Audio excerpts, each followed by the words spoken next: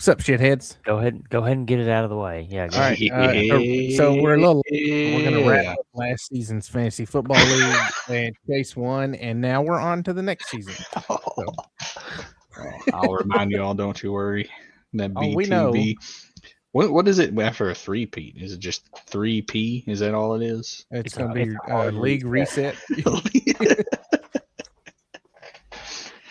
Oh, yeah, that feels really good. Have Cameron Yes. hand me the ring after Tyler had to hand it to Cameron. Yeah, he pulled it off my wiener. Okay. So Chase beat Hayden in the championship, and I beat Tyler in the third place game, and Tyler and I both would have beaten Chase in the final. Doesn't matter. You weren't there. I'm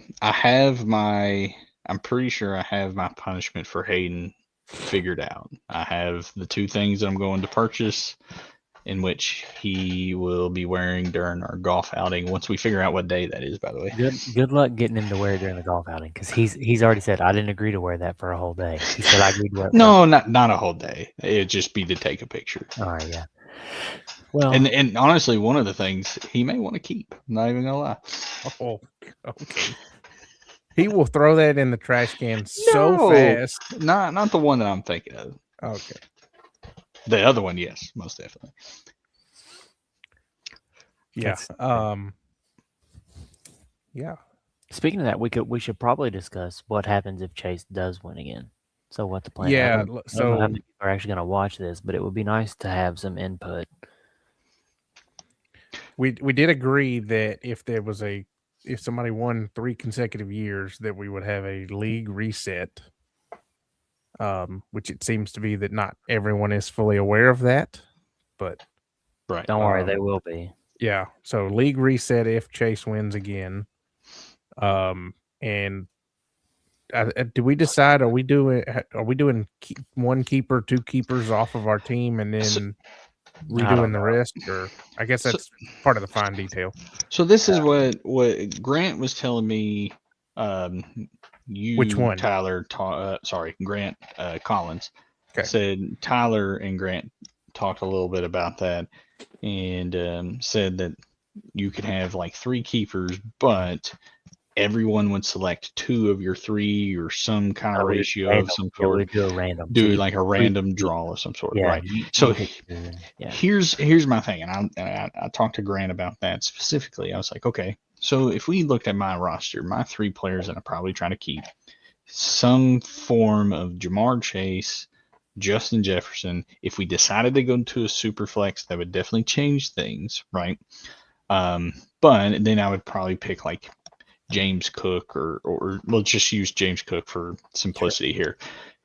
Grant's would be Ted McMillan, Saquon, and he doesn't even know his third. So let's just say his third is, let's just say Chase Brown. I know he doesn't have Chase Brown. Let's just say that thing. 2 of his players does not equal 2 of my players.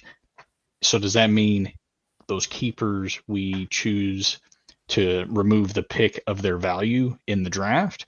Yeah. Or is it just right if we choose them? And that's just really complicated in that regard. But I guess ultimately that would provide advantage if I got to keep Jamar Chase, yet had like the 12th pick in the draft. And then if Jamar Chase technically falls to me to pick 12, that's where I think you can kind of get into issues, disadvantages and advantages on your keepers that gets a little too complex. So I'm not opposed to it, but I do think it should be my opinion, just a clean slate, start it all over again instead of the keepers. I'm not against either of them. Those are the ideas we kicked around to try to make it to where, some of the people that you had could stay with you, but I've really got no opinion on it. Right. Obviously we can discuss no hard opinion on it. We can discuss that further if it comes along, but many things can happen. Obviously I would have to win again, and who knows if that happens. But if it does seem that way, then we can have further conversation on it. It is nice to get ahead of it, but I feel like this is way ahead of it. It's not something that the one that I saw said that the way these guys did it, they picked 3 and they were your top 3 picks regardless. So if you only picked 1, then you have a second, and you get a pick ahead. So if he only picked three guys. Those would be your first 3 picks. Okay. You would get, basically 2 picks before you got your first. Right. And I mean, that too. I don't care. And if you have the choice of keeping someone or not keeping someone, then that at least makes it to where there isn't just a severe advantage of somebody having to keep somebody that they probably wouldn't select in the first 3 rounds, right? But here's the thing too, though. Does it even matter? Because in like a season or two, your Ja'Marr Chase could be a horrible first-round pick. Right. Amen. No. The only thing that you can base it off of is that day of the draft. What do you value these players? And to have an advantage or disadvantage right when you're supposed to have a reset of the league, I feel like is not a great way to start a reset. Okay. And so that's my personal opinion on it. But like I said, I'm not opposed to keepers, just to try to keep the cornerstones of your previous team there, because we're starting to get into the thick of Dynasty. And it's been a lot of fun, obviously, because I'm winning, but just Dynasty in general is Dynasty is a lot of fun. And I don't want people to have their futures completely ruined of any sort, or feel like they were already at a disadvantage for the beginning of But a every reset. team has somebody that I think is certainly worth a keep. I think every single team does. Like, I don't know. But Maybe 3. I'm wrong. That's my question. But 3. Well, I think but it can similar be up values. to 3. It doesn't I have don't to think be you have 3. to. Yeah, right? no. Yeah, I think you can keep up to 3. I Right. don't think, because I mean every team's got at least one. I mean, Amari and Hampton, he'd be a great one to have.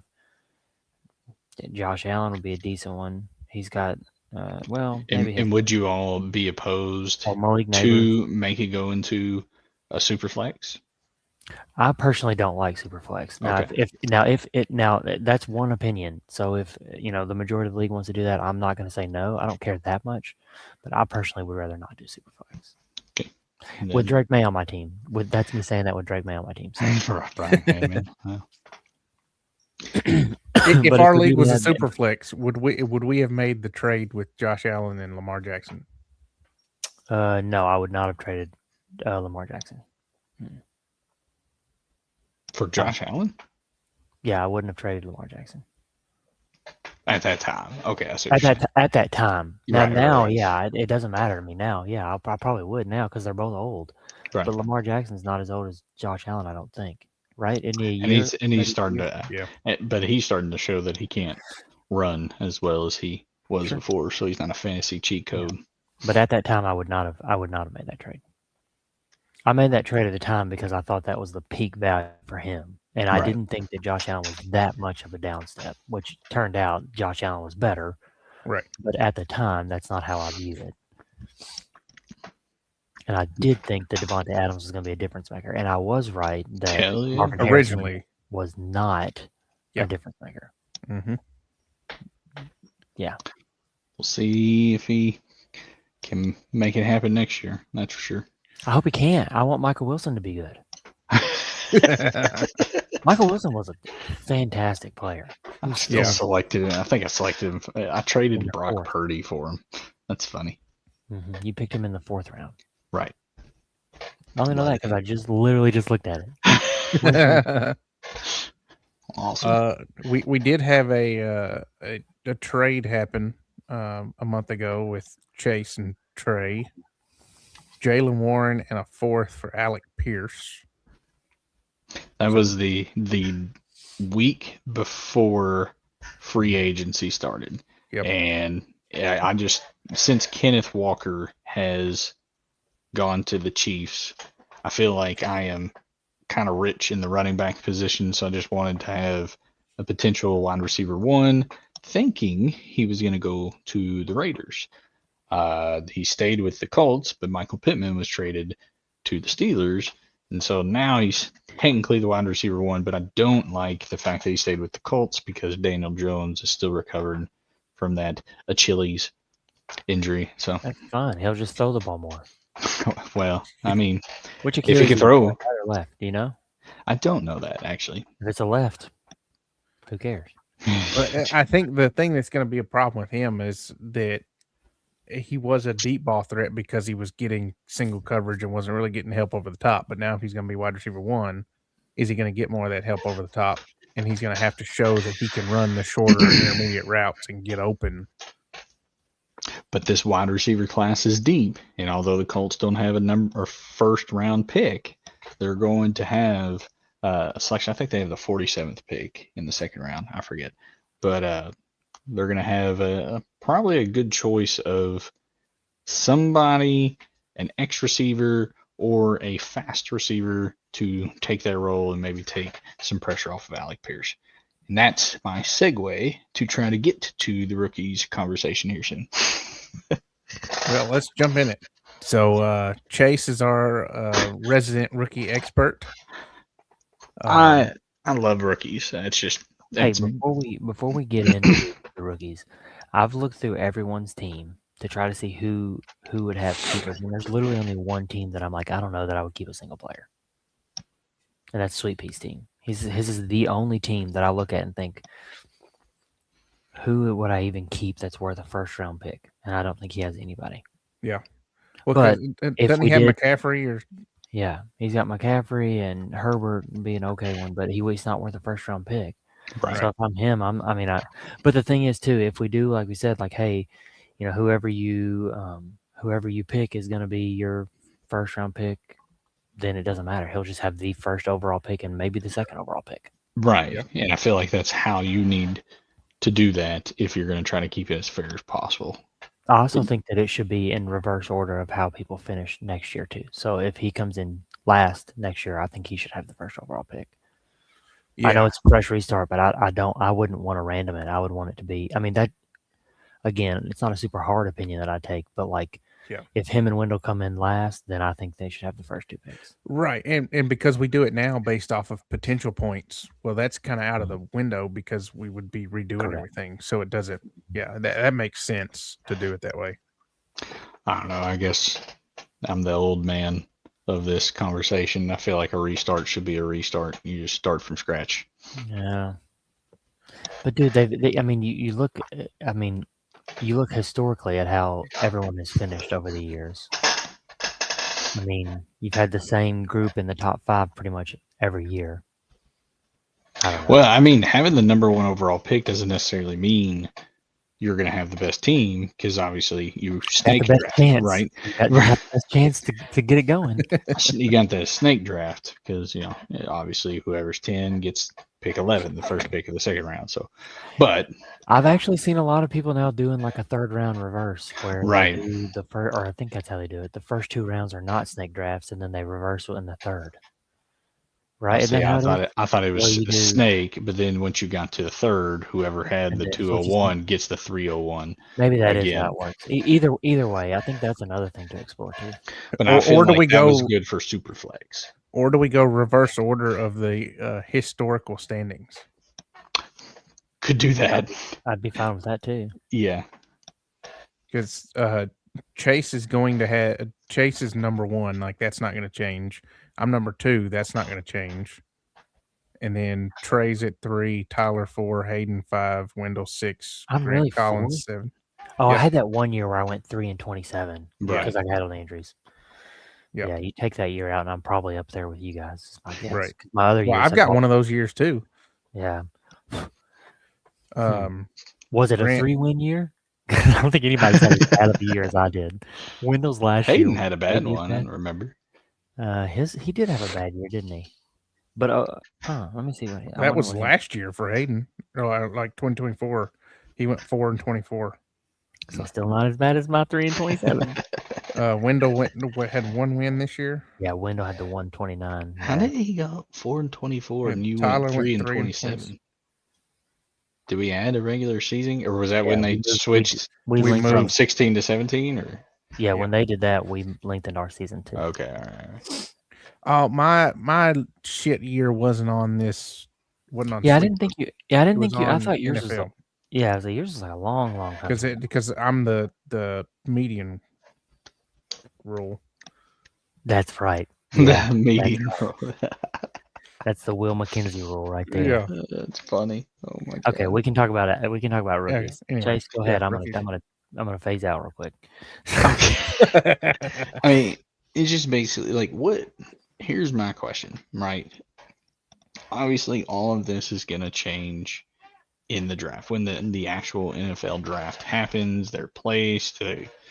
They're at their teams. They have their draft value that bumps them up or lowers them down. Okay, so it's just more of like I'm going to talk about the class as a whole and what I think is going to happen in our actual rookie drafts, and that's basically wide receiver, wide receiver, wide receiver. Wide receivers are deep. I think they're going to probably take about 70% of our total rookie draft class. Which is probably not all that uncommon. But either way, the running backs outside of Jeremiah Love, think of the Jonathan Brooks and Trey Benson year. It's not going to be the same. And potentially worse. Don't put that on him. And potentially worse. Now,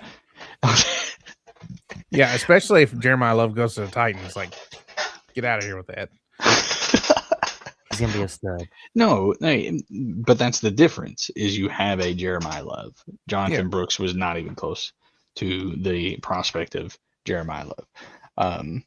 But you got your top 3 wide receivers that everyone has talked about. Carnell Tate, who's, I guess, looking more like the number 1 wide receiver that's going to come out and kind of do it all kind of player. Mekhi Lemon, who some people think he's a slot receiver, just plays bigger than his 5'11", I think 200-pound frame, whatever he is. But a lot of people think he's a slot-only player. A lot of people have him mocked going to the Rams, just in case if they do end up trading Devontae Adams, which has been a rumor, but I think that's kind of died down. And then Jordan Tyson, who a lot of people put their hats on as the best wide receiver, but he has yet to do any drills this entire offseason because he's been hurt with a hamstring injury, and he has a history of injuries as well. So those are your general top 3 that are going to be going probably early in our drafts, right after Jeremiah Love. And I think the thing with those is it's going to depend on where they get drafted, on where they end up getting drafted, like in the real draft, on where they end up going with ours, because you'll look at the situation. Like, yes, you can see who, obviously Tyson's being more talented or whatever, but depending on the situation they go into. One of them goes to the Rams and have Matthew Stafford throwing the ball. It's going to be a little bit better than the rest of them, especially with Puka looking like he's got grade 5 CTE already. Goodness gracious, that's just wild how he's going off the rocker. But yeah, no, you're right, because number 6, a lot of people think Carnell Tate, Ohio State, is going to Cleveland Browns. Got Shedeur Sanders throwing to you maybe for half the year until they go with. Do they even put Dylan Gabriel back on there? I don't think so. I think he's the 3 behind Deshaun Watson. Oh, I forget about Deshaun Watson. Good Lord. Did they get out of his contract, or are they still tied down to that? They're still in it. They said that they could potentially get out of it because of his injury, but they never did anything. So, which is wild to me. Why you would not get out of that? Do the best you can to get out of it. Yeah, right. I don't know. He used to be really good, though. Like, he used to actually be fun to watch. You remember with him the Texans, D-Hop and Will Fuller and that group? Right. When he was getting massaged on the side that wasn't getting leaked out. So he got leaked out, I'm sure. Oh, yeah. Same with Bob Kraft. And now Mike Vrabel. Oh, oh, no. I didn't know he was in the rumor mill as well, besides Diana Rossini. That's what it is. Yeah, oh, okay. Yeah. Oh, well, there you go. Your next kind of list of players is more pick your flavor. At that point, you have Casey Concepcion from Texas A&M. Bless you. Bonjour. He's I wouldn't even say gadget player, but he's going to be a fun player to see. A lot of people think he can play outside, play the slot, kind of your do-it-all kind of player. But Denzel Boston, 6'4" from Washington, which, if we all remember, kind of Washington players. 209, good. I don't remember deep threat. Jalen McMillan, Roma Dunze. Trash. Trash. What was the one that the Patriots drafted? Jalen Polk. There we go. Trash. Yes. We don't think this guy's going to be good. Is that what you're saying? Is that what we're getting at? Well, the helmet scouting definitely comes out here in a little bit. Chris Bell is the wide receiver that a lot of people are putting oh my goodness, just the San Francisco wide receiver, Deebo Samuel. Big dude, big frame, is going to run over you as a wide receiver, yak kind of player. He's from Louisville, but he's recovering from an ACL injury. So how far does that drop? Experience with that? How does that go? It sucks. It's just majorly. Now he's getting top-notch physical therapy and rehab, so he's going to be fine. You mean you didn't? No. Well, they did a great job. Thank you, Osmo. But they're probably watching right now. They know. Right. No, they did a great job. Maybe we should get Osmo to try to sponsor this podcast when we get more than one viewer that we got right now. Pretty sure I'd be fired from my job currently. The other wide receivers that you're looking at that's kind of going in that early second round, starting day 2, I guess you could say. Jeremy Bernard, Alabama's wide receiver. Once again, jack of all trades, masters of none kind of player. Chris Brazzell, Tennessee wide receiver. He's a very similar type of the most recent Tennessee wide receivers, but a lot of people think he has a better route tree. So does that bump him up? Does that make him not a Dante Thornton, who's the Giants wide receiver? Jalen Hyatt. Yeah, exactly. Things or players of that nature, right? I've seen several mock drafts that have the Titans taking him in 35. Okay. Then you got to, your small school kind of wide receivers, and Ted Hurst is probably the one that I'm most intrigued by. Played for Georgia State, right? Which I believe is kind of like a D2 or some kind of school, but they're D1 now. Are they D1? Yeah. He really lit it up in the offseason. A lot of people really like his game. How does that kind of transcend him up the draft? But he's 6'3", 185. Elijah Surratt, which a lot of people think he was the best wide receiver on Indiana. He's going much later than Omar Cooper Jr., and he had 15 touchdowns last year with Fernando Mendoza. And they think he can drop into the 3rd round, but someone who caught 15 touchdowns in a college season, can he be of fantasy value, especially as a red zone threat there? Bryce Lance. For the Raiders, he could be. I mean, we have had, I think we as in the Raiders have had, I think like 6 or 7 top 30 visits with wide receivers. Ted Hurst, Zachariah Branch. Don't think we had one with Elijah Surratt, but we've had so many top 30 visits with wide receivers. It wouldn't surprise me if we took one at 36 or 67 for sure. Well, I think that's the point, that you're drafting a rookie quarterback and your wide receiver room is not great because you did trade Jacoby Myers. Right. So you've got to backfill that and might as well go with a guy that Mendoza's got familiarity with. Right. Don't think Omar Cooper is going to drop to 36, so you probably have to trade up in order to get him. But Elijah Surratt at 67 is definitely a potential. Bryce Lance, North Dakota State. Yes, Trey Lance's brother. So does that mean who drafted Trey Lance? Watch your mouth. I know where your house is. You gotta watch your mouth. So, but apparently he's a good deep threat kind of player. So Malachi Fields, he's a big dude, 6'4", 222 from Notre Dame. So you got a lot of those outside receivers that are coming about. And then Zachariah Branch, who is, I think he's like the nephew of Cliff Branch, who is the Raiders Hall of Fame wide receiver. He was a 5-star. Literally never fucking heard of that guy. Cliff Branch? Yes. What? You'll have to Sounds like a salad dressing.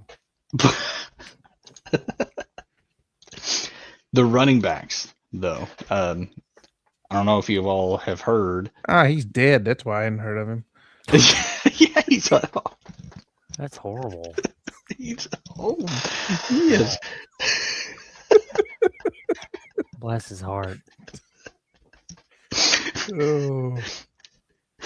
It's amazing that Notre Dame is probably going to have the top 2 running backs drafted in this year's draft. That is pretty wild. Yeah. Obviously, Jeremiah Love. Then you have Jadarian Price, which a lot of people are putting him and Mike Washington Jr. And the only reason why Mike Washington Jr. is even Because he's huge and fast. It's because of the amazing combine that he had. But yeah, exactly right. Yeah, I mean, he's 6'2", 228, ran like 4.34, whatever it was. Yeah, it's freaking insane. But then after that, it really starts to drop. Jonah Coleman from Washington, he's kind of like your Chase Brown player from what I've been hearing, in which he has been given a workhorse kind of whatever you want to call it. He's gotten a lot of plays in the passing, had a lot of running or rushing workload. Thank you. And then Emmett Johnson was the exact same way. I got lost there. And then Penn State, you have Katron Allen and Nicholas Singleton, which Nicholas Singleton, his freshman year was looking like, I'm going to go ahead and say the next Saquon, because he had a really good freshman year, but then he really tapered off, and Katron Allen was his backup, who seemed to be just more a well-rounded running back, while Singleton was all traits, no vision, is kind of what people are saying there. After that, it's like, who do you want? Do you want to take Seth McGowan from Kentucky? Do you want to take the Damon Claiborne from Wake Forest, who's like 195 and more of a pass-catching running back? Do you want to go even further down and really try to take somebody kind of like a Woody Marks that could be potential? It's really all going to depend on where they get drafted, and I don't know if many will be drafted in the second round or earlier besides Jeremiah Love. It would be kind of surprising, really. And he could be yours. For the low price of $9.95. Yeah, he's not going to be cheap, but he can be yours. Tight ends is kind of fun. You have Kenyon Sadiq, who freaking killed it at the combine. But he ain't done shit in college. He got like 500 yards this year, which is not exactly what you want to see. Tyler, that sounds like exactly the kind of person that you would draft. Going back to Trey Lance. 100%. He is. And Anthony Richardson and Kyle Pitts. Oh, yeah, I think Kyle Pitts did really well at Florida, though. He was drafted high because of his athletic nature, not because of his pedigree in college. I mean, it didn't hurt, obviously, but like he wasn't drafted. What is he, 8th overall? He wasn't drafted there because like he just was like this standout, amazing college player. I mean, he was good. Actually, I think he was drafted. I thought he was really good ahead of Jamar was Chase. It 4? He was ahead of Jamar Chase. I do know that. Jamar Chase was 5. And then he had, so 4. I thought he was really good because I remember whenever he was playing against Kentucky that year, because I was in school that year, I believe. He like wrecked us, I believe. It wouldn't surprise me. You were in school for like 12 years. You went to school at the University of Kentucky, not at Brusha. That's not what I'm going to say. I second my own statement. Hey, can I tell you guys something about Keep Trade Cut real quick? Because I was looking at our rankings on there. Keep Trade Cut, I'm going to tell you where they have me ranked for every position. So for picks, I'm 2. For team overall, 2. Quarterback 2. Running back 2. Wide receiver 2. And tight end 2. That's impressive. And I still can't win. Is that for picks for this year in 26, or is that overall how many you got that they can record? I don't know. I'm assuming it's what they can record. It has to be a cumulative of the 3 years, because I'm 10th and I have 3 first-round picks this year. It's gotta be. Surely that's what it's gonna be. So what am I? Because I only have 1 pick this year, but I do have a lot of picks next year. Picks, they have you number 1. What? Because you have 800 picks next year. You have 5 in the first 2 rounds next year. All right, well, there you go. So but they've Kyle got you Pitts number at 1 Florida, team, running back and wide receiver. Kyle Pitts at Florida, his junior year, he had 43 catches for 770 yards and 12 touchdowns. I mean, it's decent And for a it's tight better end, than but Sabine, Harold Fannin right? had 1,500 yards in Bowling But Green. that was the COVID year, so they only played 8 games. That's right. So he was an All-American right. and finished 10th in the Heisman. That's right. And that's 4 less That is games. pretty good. Yeah, that is. Yeah, that's 4 less games. That's pretty solid. But it was because it was 96 yards a game. Yeah, it's pretty solid. I'll take back what I said, kinda. Kinda. Eli Stowers is I guess you say, is the next tight end that a lot of people talk about. But there's been. He's going to be interesting to see where he goes because he's not your prototypical tight end. Like he's not going to be on the field. He's a receiving tight end. He's Yeah, not a blocking tight end. Yeah, he's not going to be on the field for run game. Right. Especially early on. Which, I mean, if you all had to put your opinion on how the game is turning, would you say it's more stack the box? Is it more run game? Is it more over the middle? Would you say it's still passing heavy? What would you say? I mean, it's pass heavy. I mean, because you see everybody wants to push it down the field now. It's not really those short passes and run after the catch. It's 10 to 20 yards down the field plus trying to push it. So you're looking for guys like Stowers that are athletic that can go out and get you the ball, but you've also got to be able to use them properly. Because if you look at the Titans, they've had a guy similar to that with Chig Okonkwo. They just didn't get him the ball because they've sucked the last 3 years. So, right, the Titans have sucked. Major dick hole. See, this would be the year that I feel like all NFL teams should be trying to cookie cutter Seattle Seahawks, because that's just not a team that you thought was going to win the Super Bowl at the beginning of the year, right? Everyone was trying to copy what the Chiefs did, but the Chiefs don't, or the other teams don't have Patrick Mahomes. The Chiefs do, right? So trying to cookie cutter off of the offense of a player that's generational, you just can't do that. Seahawks, besides maybe JSN, and he has to really show that consecutive years to really be considered a generational wide receiver. They didn't have players like that on the offense. So how did they make it work? It seemed like they were pretty heavy on the running game, did really well in the play action, and they just got the ball out quick so Sam Darnold didn't have to run around and get sacked all the time. So they had really good protection for the quarterback. So that's the reason why I was like, well, does that mean you would be using more of a blocking tight end in order to provide better protection for your quarterback to get those deep throws that you're stating? I don't know what direction the NFL is going into. In my opinion, I thought it was going to be more protect the quarterback, run the ball, play action. Well, if you look at both teams that made it into the Super Bowl, the Patriots and the Seahawks, where did they primarily spend their money? On defense. And then their offense, especially their skill players, are on rookie deals, with the exception of Sam Darnold. So that's kind of where, and why you're seeing some of these guys make it to free agency, like Kenneth Walker, like Calvin Ridley did a couple years ago, because teams are trying to keep those skill players on younger rookie deals and spend more money on defense and then potentially even the offensive line, to protect the quarterback, but then have some sort of balanced run game, because they didn't lean heavily on Kenneth Walker until the playoffs because Charbonnet got hurt. They didn't lean on Charbonnet. They alternated them.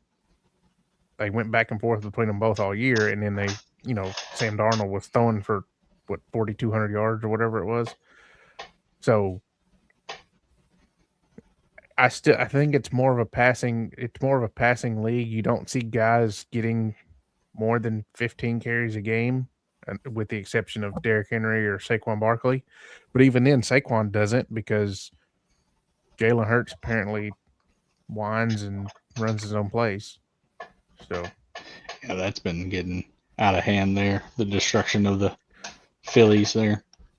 But allegedly, all the AJ Brown shit talk is because Mike Vrabel and Diana Rossini are allegedly fucking. So So wild. Allegedly. Okay. Got to throw the Pat McAfee allegedly in there. Yeah, I think all the running backs in the NFL are really looking forward to when Bijan and Jahmyr Gibbs get their contract extensions, because that's just going to reset the running back market. Oh yeah, they're gonna. You're gonna see it right after that happens. You're gonna see about 5 or 6 guys get overpaid. Oh, easy. Yeah, like Ramondre Or- Stevenson gets paid what, $13 million a year or something like that. That was a small Or- mistake, okay? They go to, or they don't agree to a contract, go to free agency, try to get the big deal, and either somebody pays them that because they're desperate, or they have to sign a 1-year lesser deal because nobody will offer them what they want. That's what I'm wondering. Like, obviously, for the last, I would say, 5 years, the running back position has been tapered off, not as needed. Money's not going into the position. So, does the two stars, are they going to reset the market, or is the market pretty set and they're just not going to budge? It's going to be kind of interesting to see. If you've got the salary cap that keeps going up by $20 million a year, like it did this year, it's gonna go up and reset. Like there's no doubt about that. Right. I mean, look what the Raiders did at the center position. $9 million more. Fuck it. Well, and the crazy thing about it is that the Patrick Mahomes deal looks so much better now. Yeah, because when they did it was like, this is going to be stupid. But now it's like, okay, it makes sense. Even though they restructured his deal this year and saved $45 million. Right. But is that a potential reason why they're trying to make further draft picks accessible in trades? Because you're going to see contract extensions if revenue continues to build for the NFL. Are you going to see contract extensions lengthen in, I guess, years? Is that the reason why they're trying to make picks available later down the road as well? Honestly, I think the Browns, because the Browns were the one that proposed that, I think they proposed that because they wanted to try to trade Myles Garrett this offseason and they wanted more than 3 first-round picks. That's stupid. That's legitimately where I think that came from. That's funny. So that likely means that that's not happening anytime soon then. Yeah. Oh yeah. I mean, Sean McVay did an interview and he's like, there's no chance that that's going to pass. Okay. Which I don't even think that got put to the table. Right. It was just a statement of some sort. Yeah. Also, the other thing that I would like to touch on that's going to make it interesting for this season is the potential of replacement refs. Oh my God! Right. What is that? So the contract with the referees union is up, and they're trying to renegotiate it, and they're apparently still pretty far off. So there's the likelihood that we're going to have replacement refs again this year. But they did pass a rule for this year only, saying that if replacement refs have to be used, that New York can essentially call in and overturn any call. Wow. All right. I don't know if that's exactly what it was, but it was something similar to that. Yeah, something similar to that. Yeah. Then any call can be reversed. Yeah. Because you have the last time we had replacement refs, you had the touchdown interception. Seahawks, Green Bay. Yeah. Yeah. That's gone. That's definitely going to happen again. No doubt. Yep. So, all right. Anything else we need to touch on? No, that was the biggest thing. And let you all know that I'll be going for a 3-peat, and you better be drafting real well. So yeah, well, my 4 tight ends is the only thing that kept you from a 3-peat already. So I know, right? Jeez Louise. Yeah. So nothing I've done has made a difference. So I guess that would have been a 5-peat. Now that I'm thinking about it. Because I had it would have been 4 because you won 1 and I won it, and then it you would have won been the 3, next 2, and then we would have reset. So don't even get this big ass head thinking you could have won 5 years in a row, because we would not have let that happen. Right? Wow. Appreciate y'all's hard work. Thank you guys. Yep. So I hate you. We'll be back potentially after the actual NFL draft here in a couple of weeks to talk about the rookies and where they went and how we think that's going to shake out in our rookie draft coming up on August 1st. I was about to say, is that set in stone, or was that No. just the date that you put just put to get it so on that we there? could get, just like it going. Hey, so while we're on the topic, one last question, Chase. Would you give up all of your fantasy football rings for just one Super Bowl appearance for the Raiders? 1,010%.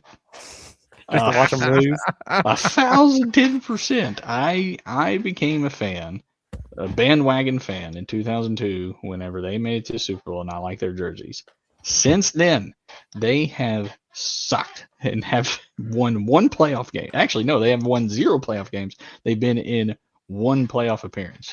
I think What's that's really correct. funny about where your fandom come from the Raiders is exactly how I became a Patriots fan, but we've had very different outlooks on how things have gone. They were like one of the first. They were like one of the first football teams I ever watched play, and I was like, I love me some navy blue, and that was it. Now here we are. Right. Yeah. My story is completely different altogether. So yeah, you basically, you were born into it. Not really, because the Titans didn't come to Tennessee till '97, and then they didn't become the Titans till '99. Yeah, but you weren't making memories before then. You're no, young. but my dad decided. My dad decided, hey, there's an NFL team coming an hour away. Let's get tickets and go. So that's what we started going. And I used the whole first season. I used to sleep through games. Baller. But you were there. Yeah, I was there. My dad woke me up right before Al Del Greco kicked a field goal to put the Titans ahead on the playoff game against the Bills.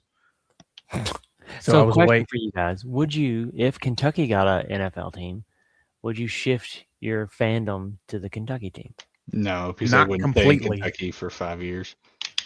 Because they what? They wouldn't stay in Kentucky for very long. They would move towns, cities, states. But also, if they did, let's say they signed a contract, this miracle contract that they have to sign a lease for 25 years or whatever. Yeah, let's say they did it for 20 years. I mean, yeah, I would be rooting for the Raiders as my childhood team, but I would definitely be rooting for Kentucky. Whatever. What would be their mascot? They probably like the Thoroughbreds or something like that. That's right. Yeah, probably. Yes. Or the Cornhuskers. Although there is a Thoroughbred in CFL or XFL. Yeah, probably. UFL. Listen, you can double up occasionally. Okay, there's only so many team names. Well, I did see something that said that it may not be in our. It said our lifetime, but I think it was Florio talking, and he's in his 50s. But said that that he wouldn't be surprised to see the NFL when they expand overseas that they get to 40 teams. I don't want them to expand overseas. Can we not have anything just us? It's so bad to just want to be here. They're definitely expanded, but it's just like they are. Well, we won't be able to. We'll move over there. I don't think they would. We won't be able to keep talking about how the United States has won every Super Bowl and Britain has won nothing. Dude, whenever the internationals win a Super Bowl after they do that, I'm going to be so disappointed. I'm going to watch it all together. Yeah. That'll be the end of my NFL watching. I'll just give up my commissioner role and quit. Do you have to change the name out of National Football League? Yes. Yeah, WFL. Although National Hockey League. Yeah, but they're barely into Canada. Yeah, it's just the tip that's in Canada. Okay, On bye. that note.